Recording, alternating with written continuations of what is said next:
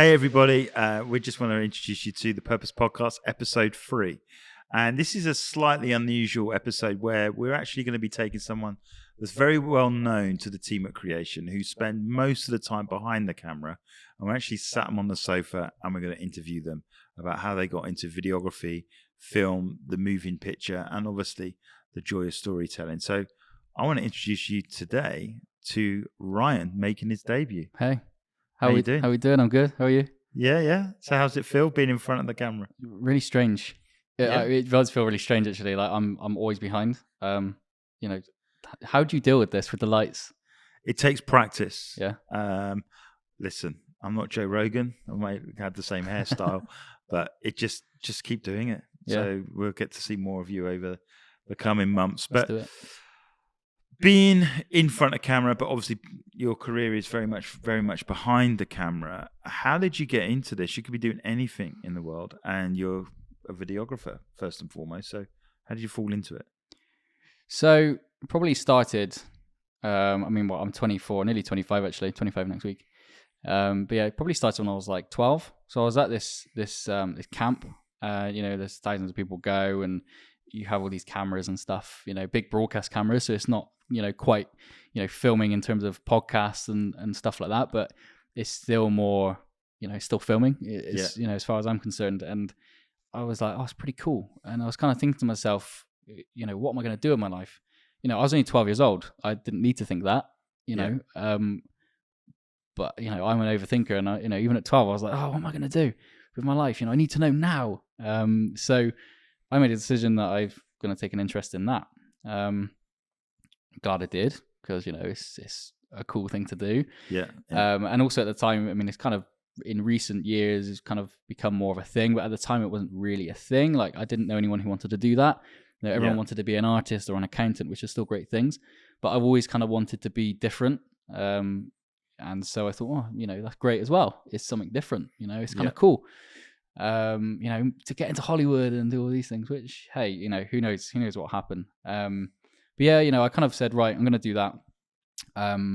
Funnily enough, I actually knew one of the guys who was there behind all of that. He was actually my brother's friend. Right. So my brother and his this guy, my brother's friend, they went to school, and they're probably about 10 years older than me. So when I was a little kid, they were like going to school and knocking on the door every morning.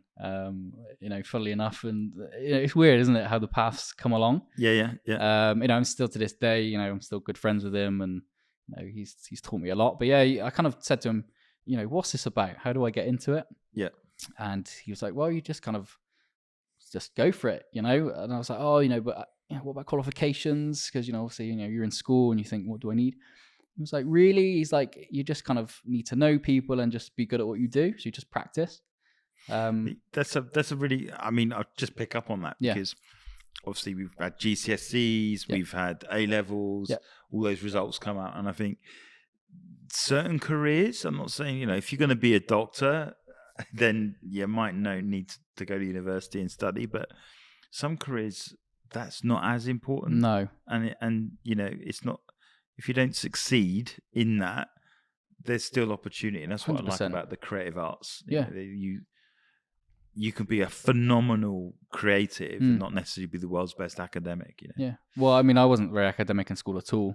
When I came to pick my options in school, maybe it wasn't a good idea now in hindsight, but I literally picked everything I could possibly pick which didn't involve an exam, because the thought of exams just scared the life out of me. I was like, I'm just not doing that. Okay. Yeah. So I picked everything which was course related. So I picked things like construction, and I did another thing called travel and tourism, which people laugh at me to this day for doing. But at the time I was like, no, this is tactical. But you love travel, don't you? I love travel, yeah. So to a degree it's helped, just booking my holidays. And it's such a weird topic though, isn't it? Like, it's the thing they introduced when I was there. It's the first thing it was the first year of doing it. And, on that course, I literally learned how to book plane flights and holidays. And I effectively made holiday packages for my course, not for people. There you go. It's so strange, isn't it? And you love doing that now. Yeah. Me and the wife, we love going away. So it's definitely benefited us. Yeah. So obviously you said that, you were essentially working with someone, volunteering, getting to know I guess, getting to know the equipment, so Yeah. to speak. For the geeks among us, what was the first bit of kit that you used? So like I was talking about the guy, he started his own company, and he just bought all this camera gear. At the time, it was pretty old school now in modern day. So same, it's still great. Like he still uses it, but it was the Panasonic AF 100. So it was this. I mean, he called it the watering can because it literally is like a watering can. It's this camera with a handle on top with a little lens. Yeah. And I was like, oh my gosh, like this is so amazing. As a 12, 13-year-old and loving life, but. Yeah, he kind of, he obviously was there with me, but he was more than happy to like show me around and teach me about it. Obviously, cameras are different. Every camera's different, but the principles are the same. What's the sort of? Because I've heard like some of the tips are know your equipment. Does that stand true? Is that like one of the number one? Yeah, 100%. So I wouldn't say just rock up and not understand what you're using. So, I mean, for example, even with us doing work, if we need to hire kit in, I wouldn't just rock up to the job and just go for it. I would make sure, the night before, a few hours before, I got to know the camera. Just because some cameras are different, Again, principle of filming is the same. You've got composition, you've got lighting, you've got all these things, shutter speed and, all this stuff. But obviously sometimes, you might be in a situation when you're filming and you go, I need to quickly get to that menu to change something. Yeah. It's good to know where that is. So yeah, it's always good to know that. But yeah, it's just you become connected with it when you know it. You just it's like driving a car in a way. It just becomes what people say second nature. It's kind of the same thing. You just kind of know. Yeah. I know some people, some of my friends are like, oh, how'd you do it? And things like this. It just becomes natural. It just comes out. Yeah. Maybe it's a gifting. Who knows? Some say it would be. Some say maybe it's just the skill that I've learned. But I think it's a gifting. Yeah, I think one of the things that I've been sort of like when you weren't working for us and being aware of what you're doing, it was that your cinematography skills were a cut above the rest. You could obviously tell that when someone's filming, they're creating the image, but you kind of like, well, how do I make that special? Almost like, how do I make that? Almost frame it like a picture in itself. I mean, I know that's the other thing you do, like photography as well, don't you? Yeah, so I love photography. It's the same thing, isn't it? Kind of hand in hand. What's your favorite? Is it photography or is it videography? This is strange, right? So, I mean, I love both, but probably the past 2 years or so, I've been falling in love with doing product photography. Okay. And yeah, I mean, there's people I follow online. They create these things, and I buy it and take photos of it. Yeah. But anything can stand. I might touch on that a bit later, potentially. But it's kind of, I got to a point, especially during the pandemic, where I really enjoyed photography more than video. Okay. I don't know if it's necessarily because if it came across easier to do. Yeah. I mean, I don't like kind of saying it like that, but yeah, I mean, I would be able to achieve a result and push out more creativity quicker and change things. So yeah, I kind of enjoyed doing that, but I still love video. Like I'd still do product videos as well as photos. Yeah. But yeah, there's just something about product photography I love because you can just place the object and it stays there. You haven't got to worry about trying to navigate a person like at a wedding or something like that. And it's just there and you twiddle around the lighting and, I could sit there for hours just taking a photo of, like a watch, and I have done many times. And it, always starts off, it's like, this just, you start off high and you kind of work your way in to the point where I'm like getting all the details of all the dials of the watch and stuff. Yeah. And then there's just something about putting it into the edit suite, just sat in the office, sometimes even in the living room on the laptop, wife watching the telly or whatever, and I'm just twiddling away, tweaking with all these sliders, and I'm like, oh, this is amazing, this photo. So, but that for me says that doing what you do is more than just a job. It's something that is an extension of who you are and you enjoy. But that wasn't always the case, that you had that opportunity and you weren't doing that as a living full time. Yeah. So how did you turn your sort of like your passion or your purpose, where you feel connected with both, into a job opportunity? How did that happen? I mean, just a little backstory. I mean, I was in a scenario where, I went to college, and then after the first year, I didn't choose to carry on. I mean, at the time, I wasn't being challenged enough. I wasn't really enjoying it. So I was like, I'm kind of out. And I ended up moving into a workplace. An opportunity came out where I kind of learned a lot of production stuff, which is initially like live broadcast, you could say, which is kind of where initially my interest started, way back, to the camp. Like live broadcast. So we would do stuff like that. We created these sort of mini TV series and stuff. And then eventually I moved on. I ended up moving on for one reason or another, and I ended up in the building trade. And I worked there for 4.5 years. Wow. Okay. Yeah. So my brother ran a building company, and I was like, "Have you got a job?" He was like, "Yeah, I'm sure we can do something." I was like, "It's only temporary. You're like, I'm gonna go freelance. I'm gonna go off and do my stuff, and I'm gonna become this filmmaker, and travel across the world as everyone dreams of doing." Mm-hmm. But yeah, we found 4 years later I was still there, and I was like, "Am I ever getting out of this?" I was like, "I'm never getting out of this." And even the builders on site, they were like, "Once you're in, that's it. You're done. You're staying here now. Like, it's the same with all of us." And I was like, "Nah." I was adamant. I was like, "Nope, not happening." Like that was just not. Yeah. So that's an interesting one, because did you find that the people that you were surrounded with had made the decision to get into the building trade, and it was almost like, how do I put it? You're one of us, so almost you felt you had to ask permission to leave, or? I don't know necessarily. I mean, we had a great relationship and we got on. And working on a building site I'm glad to say I've done it. I've built a house, alongside a team of people. And that's kind of, to me, it's pretty cool to say, because I can go into my old age and be like, teach the grandkids, I built a house. Will you drive them there and park outside it and go, see that? That's the one I built. Hopefully it's not knocked down or fallen down. But it's so strange. And it got to the point where I wouldn't necessarily say I was depressed, but it was really depressing to know that I was going there every day. Okay. And I was like, it's just not fulfilling me. Yeah. Like I wasn't feeling happy, with my inner self, that I was in the building trade. Some people it's great. And if that's their jam, that's their jam. They can do that. There's nothing wrong with that. But for me, I was like, I've got to get back into film somehow. Yeah. Obviously doing some freelance here and there, a few days here and there, Yeah, it worked once a month or two. But yeah, in the end, I was like, I've just got to get out of this. Yeah, so for context for everyone, Ryan was obviously working in the building trade, but we obviously knew Ryan as a really good videographer. So we were doing a lot of work in London at the time, weren't we? Yeah. And covering a lot of events, live events, funnily enough. Yeah. And a lot of it was to do with artists and gallery launches. So what actually happened is we would go there on the night and we would make a video of the actual launch night.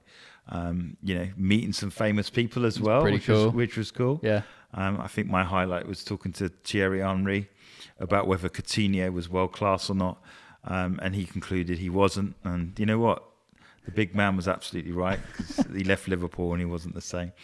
But that said, we could see if it's like your gift making the room for you. And, in the back of my head, I know you were in the building trade and working with your brother, and we loved having you on board freelancing, but there wasn't quite enough work for us to say, right, Ryan, let's do it. But yeah, carry on telling your story. So, I've got this principle of you don't ask, you don't get. Yeah. And I was like, what? I remember, right, I was in Clifton in Bristol. I was painting this flat. Great guy, great client of ours. And, it was a really high spec flat. I was just painting walls. And, after 4 years of painting walls and doing this and doing that, work becomes pretty dull, in my opinion, of doing that, most weeks. Some people love it. Like I said, some people have been doing that all their life and they're so happy. But, like I said, I was like, but I remember I was painting this wall. I was like, I've just got to get out of this. This just isn't me anymore. Yeah. I was like, I've just got to find a way. And I thought, I'm just going to ask Darrell. So did I text you? Or did I text you to me? I can't remember now. It was something like that. No, I think you texted me. Yeah. And it was pretty direct. I think it was, "Hi Darrell, how's it going? Just wondering if you got a job." It was something like really like simple like that. And I mean, for me, I was like, there was that constant conversation in the back of my head is, I know video is a huge part of media and storytelling. And out of all the disciplines we do, I love that the most. I love watching movies and I love creating stories. Yeah. So it was like, there was always that conversation in my head was, how do we make it possible for Ryan to come on board? And then, that text came out of the blue. And I think I just texted you back and said, let's meet up or something like that. Wasn't I think at the time it was Zoom. Like his Zoom. We did a couple of Zooms. It was just after the pandemic, wasn't it? But I think Zoom was we did a couple more of relevant. Zooms. And we did it in the car because you were in you were doing it in between your jobs. There you go. I took a break. Yeah, you were in a break in the white van. Yeah. And there you were, and we were talking, and we pretty much made a plan. Yeah. I mean, I think it was 2 Zooms. You basically said, there's definitely scope. I'm going to have a chat with the team. Yeah. Pretty much. And then, we'll meet up next week. So we met up a week later and you said, yeah, let's do it. Honestly, when you said that, like, so much relief in my heart, you could say, in my inner self. And I couldn't take a smile off my face the rest of the day. Honestly, I went back in. I was like, I can't believe I'm getting out of this trade. Like, I've done it. Like, this is the break now. Like, I've got to do this. And here we are. Yeah, and I think when you come on board, I think what it did for us is it gave us we knew it was part of us. And, obviously, we had Mark, who was with us for a time, and he was our sort of like full-time guy. Yeah, great guy. We took that to double the size of the team, and then Mark had been with us. Well, he had a stint with us when we were in the charity, probably for maybe 5 or 6 years. Then left, and then when we became our own business, he worked for us for about another 4 years. And I remember Mark the day where he come to us and he said, "Look, I've got an opportunity, and I think it's the right time." And all due respect to Mark, he's absolutely brilliant. But it was one of those things where I knew it was time. Listen, everybody you should hold like that in your team. But I just knew for Mark to go to the next level where he needed to go to. And I think we've been a bit of a support mechanism for him as well. Yeah. That he could work with his best mate and really establish himself. So, we gratefully accepted it. We said, look, we wish you well, and he moved on. And I think that's when things really began to ramp up with yourself. And then it was almost like we lost Mark, but then with yourself and Nathan, these other opportunities started to come on. Yeah. That Mark was an absolute winner in terms of a video editor. But videography-wise, we didn't really have that. That's why we used you a lot. And all of a sudden, that opportunity, we just kept getting more and more videography jobs and stuff like that. So it was almost like what worked out brilliantly for him, it also worked brilliantly for us into the next level where we wanted to go. It's great. So, yeah. I think I was literally with him for 3 months? Yeah. He taught me so much in that time. There's still so much I could learn. I've messaged him a few times since we left. Yeah, Mark's a legend. He was like, just text me if you need me. Our friendly Viking. Yeah, he's such a Maybe if we can track him down, we'll get him on. Let's get him on. Get him on. Do it. He's a top guy, Mark. So yeah, definitely. But I guess for me, you said like your heart jumped, which is that's an interesting phrase that you used there. So your heart jumped because you were doing what you really wanted to do. Yeah. Well, as in the opportunity. Yeah. And I do a lot of talking about heart set. And so when you said your heart jumped, it was just like, that's exactly what living life on purpose is that it goes deeper than your head. It's something in your heart, Yeah, 100%. I totally agree. Like it's in there. Like it's always in my DNA, you could say. Yeah. Just to do this kind of stuff. Great. And I love doing it. And then obviously, what's the biggest thing now? So obviously we were covering live events. We've done a lot of filming and editing, and even covering documentary type stuff and doing testimonials is obviously one of the things that you do a lot of. But talk us a little bit through, because we're doing a podcast now. What's the biggest change you've seen in videography and media and video over the last, let's say, 5 years? Well, I mean, you got things now like things are very short form. So you got things like the YouTube reels, Instagram reels, all these things. Things nowadays are very like quick, get it out there. Yeah. Which I mean, things like this would still be great to get snippets of. Yeah. And I've definitely seen it. Yeah. So that's 100% kind of, I think, probably where video is gone to. Yeah. I still think there's room for where it has been as well, like YouTube and places like that. I still think, especially with podcasts.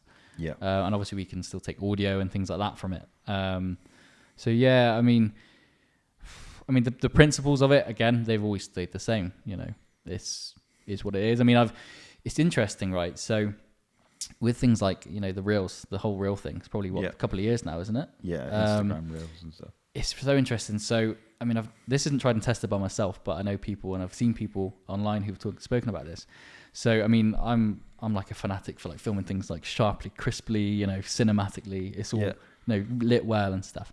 But it's so interesting to see that someone could have this object. So they've got, I don't know, a book or a lamp or something, whatever, you know, whatever you call it. And they have it there and they want to talk about it to share with, you know, people online. It's like they could film it like super cinematically, lit really well. You know, it's like a Hollywood movie, you know, dramatic music. Or I just grab the phone, just put it up and say, well, this is a puzzle, this is a book. You know, it's funny to see how the one that's shot on the phone actually does better than the one that's filmed really well. And I've seen some people come to the conclusion that people are just after they just want to consume it rather than process everything, rather than process all the nice shots. You know, and think about that. They'd rather just be, oh, cool, that was a cool puzzle, and on to the next thing. I mean, good thing or bad thing, I don't know. You know, that's for people to make their mind up. I think what's happened is you got two schools of thought. You got as it happens, like documenting, not creating, and then you got creating. And I think video goes into two forms. You got the document, not create, which is catch it as it happens, get it out there, hit the reels because you can get a lot of reach and communicate. You know, it could be even a live, like a Facebook Live, Instagram Live, that sort of stuff. And then you've got the longer form content, which is, I think, during the pandemic, we were very forgiving of picture and quality and that sort of stuff. But I think that industry, we talk about podcasts, I think that's moved on now. There's a next level of expectation, of whereas you would do an interview over Zoom, for example. I think we've moved on for that now. I think people are going, I want it filmed properly, I want it lit properly and stuff like that. So I think you've got the two things. You've got consume and you've got craft. And I think consume is, get it out there, say, hey guys, we've got a podcast coming out soon, let's go. You don't have to think about it too much. It's almost like a done is better than perfect mentality, isn't it? Yeah, exactly. Yeah. Where then you've got the craft, where when I'm actually watching the podcast, I'm now expecting better production values. You know, I always use this thing is that if budget is a problem, then prioritize sound over 100%. The visual. Sound is so much less forgiving than visuals. Yeah, like you can cover visuals up quite easily, but sound, it's impossible. Yeah, it's, you know, unless you're like a super like audio technician. Yeah, but even then, like, I don't know. I'm not classing to be one. So yeah, so I look at it this way that you know, Instagram, you know, the reels, the stories, that sort of stuff, you could do it well when you get it shot done, but it is consumed, it's done and it's gone. Yeah. Whereas I think with YouTube is it gives you the opportunity to create longer lasting content. And that's where I think long form still is a great thing, because once you've put it out there, it's always there. Yeah, always there. And you might have a video that's not watched for 2 years and then all of a sudden becomes someone more relevant, watches it and bang, it goes. Yeah. You know, I'm just using an example. There's a Simon Sinek video which is about the circles. It's like, what is your why? Now, I think when he first released that, it wasn't an immediate wow. Everyone's like, wow, that's just the best thing I ever heard. Mm-hmm. Now it's one of the most watched videos around the world. Yeah. Find your why. The picture quality is terrible, but it was actually the message that really captured people's imagination. So even if budget is a problem, I think YouTube, it lends itself to, you've got a great way of being discovered, so to speak. Yeah. It may take longer, but then once you are, I think you've got a higher chance of going viral, being remembered. Yeah. I mean, the story always wins. Yeah. You know, it's always about the story. If it's got a good storyline, people are going to be gripped because they're going to want to know more. So we talk about stories and storyline. What's your favourite film? You know, I've got too many. I'm trying to think off the top of my head now. Why did you have to ask me this? Because, I think for me, when you know what your favourite film is, I think sometimes they have an influence on the way you do stuff. Like, you know, we were talking to Nathan. He loves Hans Zimmer. He loves the sci-fi music. And when we got the opportunity to write the soundtrack, it's those influences are influencing him, so to speak. So that's kind of why I'm asking the question. I think one of the films of that I've really enjoyed over the last, I don't know how many years now, probably a couple of years, is it 1917, the war film? Okay. Yeah. There was like, correct me if I'm wrong, I think it was like 5 to 10 actual cuts in that whole movie. It's like what, 2-hour movie? It's all continuous. I mean, it's not all continuous because obviously they've had to transition, but they use the walls, don't they? And it's it incredible. looks like it's one, but like there's behind the scenes stuff. I was like glued to that more than. And was it you saying the other day? People watch behind the scenes more than the actual movie. Okay. Someone was saying the other day. Not me, no. Yeah, someone was saying the other day. People actually just watch behind the scenes rather than the movie now. Oh wow. Well, not everyone, but a lot of people do. Yeah. Just because they find that more interesting. Yeah, it's incredible because like when you look back at like say Star Wars, it was made with physical things, and then you realise the creativity in creating explosions and all that kind of stuff. It in a macro level, when we're doing what we're doing, we have to be creative. 100%. Yeah. What's the most creative thing you've done in the shoot? We come back. You're not off the hook. Come back to it. So 1917 is one movie. Yeah. We'll ask you a few more, but most creative shot you've done. Oh my gosh, I wouldn't know. But it's something simple, like something simple you did. Like you gaffer taped the camera to a wall. Okay, so yeah, you always got to use things like that. That's just a no-brainer, right? Mm-hmm. But I think we wanted to have like a dolly shot, and we didn't have the budget for like a 300 quid or it was £3,000 dolly to buy, 300 quid to hire. And I think it literally, I think we were in the office. I was trying to do something in the office in the studio. And I think I tried first by putting the tripod on cardboard, and it didn't quite slide along the floor. Ah, clever. But then I discovered we took a desk apart. It was under the stairs. And I was like, well, this is perfect. It's like just a shiny surface. Yeah. So I put it on the floor.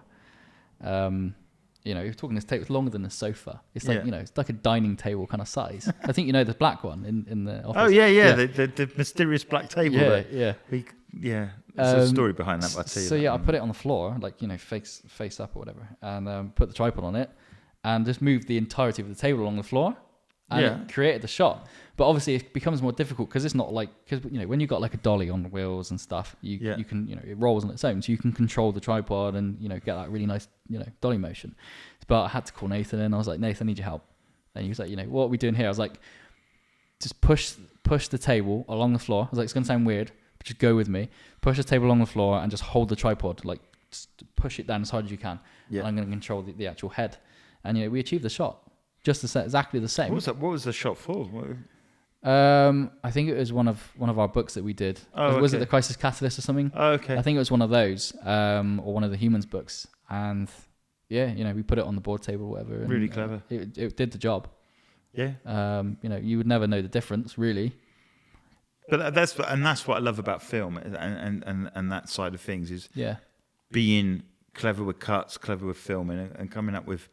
It's almost like the less budget you have, the more creative you can be. Yeah, definitely. Yeah. I find it great. Yeah. I mean, it would be amazing just to use all the perfect gear, but at the same time, I think I'd probably miss it. Yeah, just having to think outside the box or whatever. But even like massive Hollywood budget movies, I'm aware that they probably do stuff like that. Yeah. I mean, I probably couldn't give you an example off the top of my head, but I know for sure people have been creative, and you've got to be. When you've got to get that shot, you've got to do whatever it takes. So what's your favourite?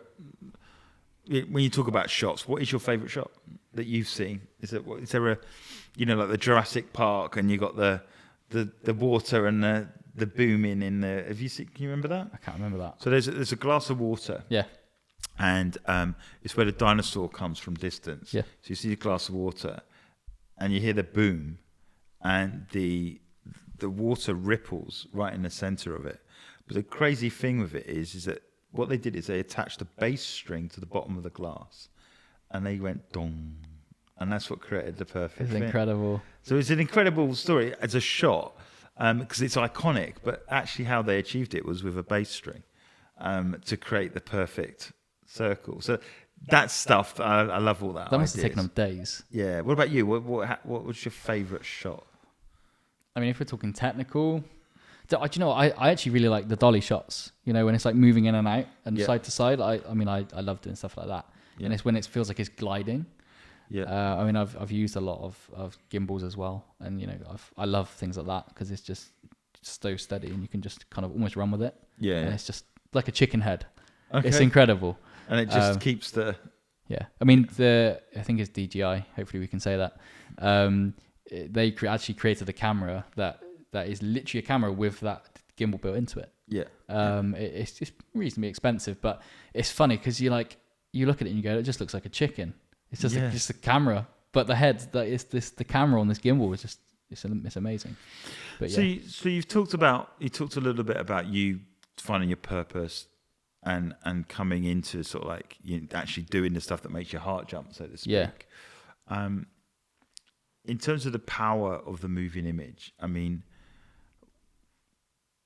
storytelling is everything, and for me, it can chart where someone's come from and from where their life has changed, so to speak. Mm-hmm. And you do a lot of testimonials. You've been out filming particular clients and stuff. Mm-hmm. So one story that's stuck out to you that you've met someone and you've talked to them and you've gone through that you've interviewed over the last few years. Is there any stories that stuck out? Yeah, I mean, there's a couple. I mean, there's the client. I know Nathan probably spoke about them in another podcast. I mean, can we say their names? Like the company name? Yeah, so they're called Epically. Yep. Great guys. Sophie and Emma. We interviewed them after the project was completed. Because from creation, we love to interview our clients just so we have video testimonials of everything we've done for them. But yeah, they're it's really heartfelt because obviously they genuinely like Nathan said on one of the previous podcasts that they cried when we presented stuff to them.